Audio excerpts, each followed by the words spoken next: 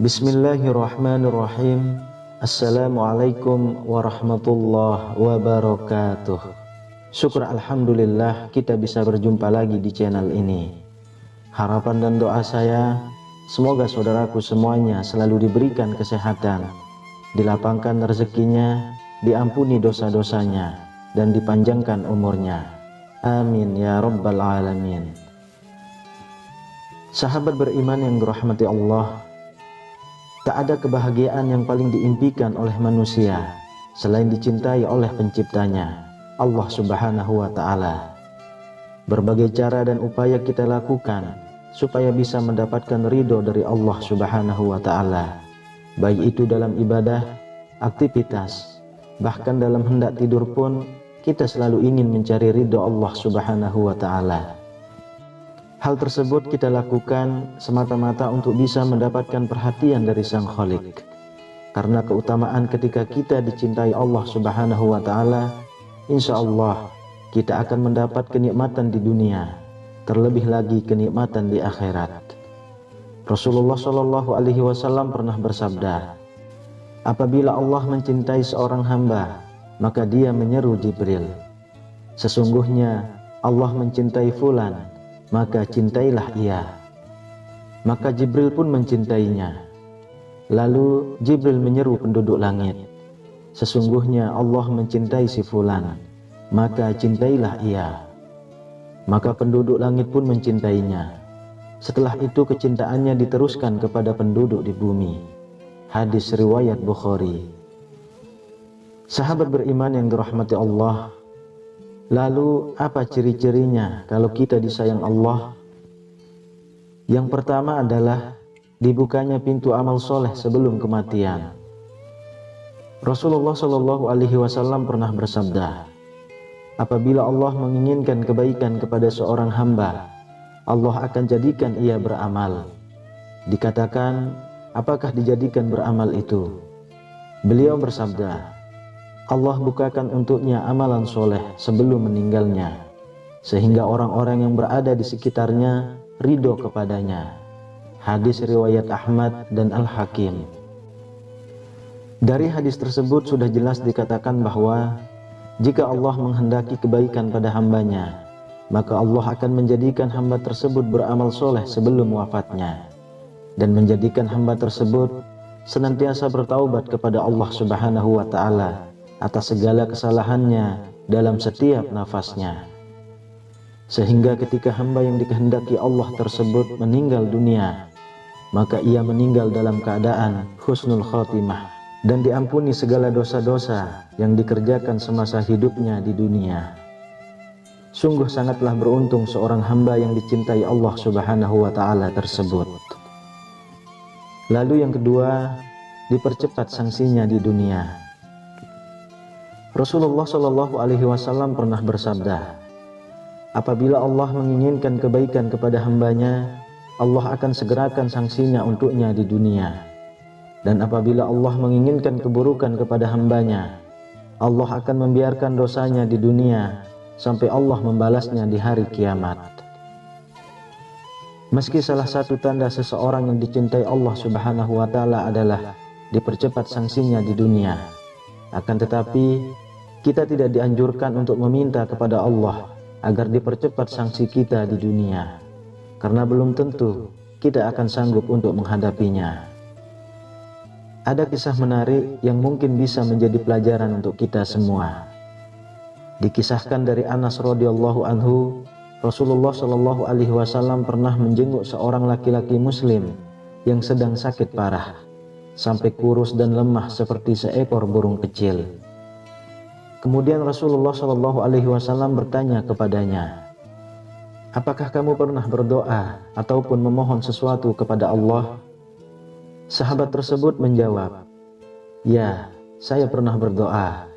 Ya Allah, ya Tuhanku, apa yang akan Engkau siksakan kepadaku di akhirat kelak, maka segerakanlah siksa tersebut di dunia.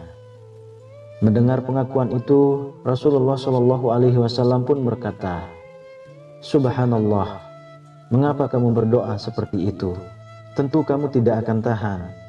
Mengapa kamu tidak berdoa, Ya Allah, berilah kami kebaikan di dunia dan kebaikan di akhirat, serta peliharalah kami dari siksa neraka. Lalu Rasulullah Shallallahu Alaihi Wasallam berdoa kepada Allah untuk sahabat tersebut, dan akhirnya Allah pun menyembuhkannya. Hadis riwayat Muslim. Sahabat beriman yang dirahmati Allah, mungkin dari kisah tersebut kita sudah ada sedikit gambaran bahwasanya siksa akhirat sangatlah berat. Untuk itu, kita tidak dianjurkan untuk meminta sanksi siksaan tersebut semasa kita masih hidup di dunia. Akan tetapi, kita sangat dianjurkan untuk terus dan selalu berdoa memohon ampunan kepada Allah Subhanahu wa Ta'ala agar diberikan kebaikan di dunia maupun kebaikan di akhirat. Dan semoga kita semuanya bisa dijauhkan oleh Allah Subhanahu wa Ta'ala dari siksaan api neraka. Amin ya rabbal alamin. Yang ketiga, difaqihkan dalam urusan agama. Rasulullah Shallallahu Alaihi Wasallam pernah bersabda, barang siapa yang Allah inginkan kebaikan padanya, Allah akan faqihkan ia dalam agama. Hadis riwayat Bukhari dan Muslim.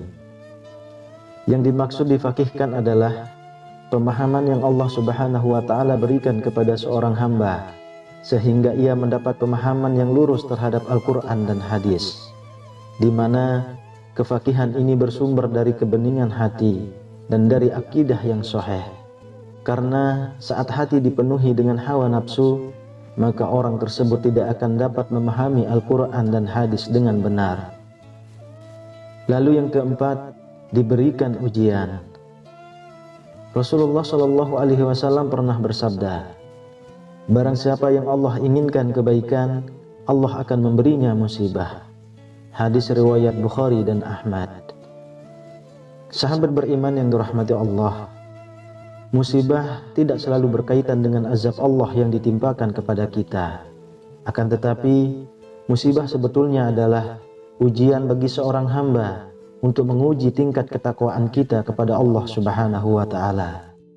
Rasulullah Shallallahu Alaihi Wasallam pernah bersabda, setiap cobaan yang dihadapi umatnya itu untuk menggugurkan dosa dan mengangkat derajatnya. Begitu juga dalam Quran surah At-Taghabun ayat 11. Allah Subhanahu wa Ta'ala sudah berfirman, tidak ada suatu musibah pun yang menimpa seseorang kecuali dengan izin Allah. Dan barang siapa yang beriman kepada Allah, niscaya dia akan memberi petunjuk kepada hatinya, dan Allah Maha mengetahui segala sesuatu. Dalam ayat tersebut sudah jelas dikatakan bahwa semua ujian datangnya dari Allah Subhanahu wa Ta'ala. Dan bagi siapapun yang berserah diri ketika mendapat ujian dari Allah, maka Allah akan memberikan petunjuk kepada hati orang yang sedang diuji, supaya mendapatkan kebaikan dari suatu ujian tersebut. Untuk itu, apabila kita sedang diuji dengan pangkat atau jabatan, berendah hatilah atau tawadu, supaya kita terhindar dari kesombongan. Apabila kita sedang diuji dengan rezeki atau harta kekayaan, hendaknya kita semakin rajin untuk bersedekah dan membantu orang-orang yang sedang dalam kesusahan. Dan apabila kita sedang diuji dengan umur panjang, maka hendaknya kita gunakan sisa umur tersebut untuk selalu berbuat kebaikan, memperbaiki amal perbuatan, dan terus memohon ampunan kepada Allah Subhanahu wa Ta'ala. Insya Allah, dengan cara seperti itu, kita bisa menjadi manusia yang dicintai Allah Subhanahu wa Ta'ala. Amin ya rabbal alamin. Kemudian yang kelima, diberikan kesabaran. Dalam hal ini pun Rasulullah Shallallahu Alaihi Wasallam pernah bersabda, tidaklah seseorang diberikan dengan sesuatu yang lebih baik dan lebih luas dari kesabaran. Hadis riwayat Bukhari dan Muslim. Seperti yang kita tahu, kesabaran dalam keimanan bagaikan kepala dengan badan. yang artinya keduanya saling melengkapi. Begitu juga dengan iman seseorang. Iman tak akan hidup dalam diri kita kalau tanpa dibarengi dengan kesabaran. Dan untuk bisa menjalankan perintah Allah dan menjauhi setiap larangannya, iman dan kesabaran sangatlah diperlukan. Karena iblis dan bala tentaranya tak akan pernah diam untuk menyesatkan manusia dari jalan Allah.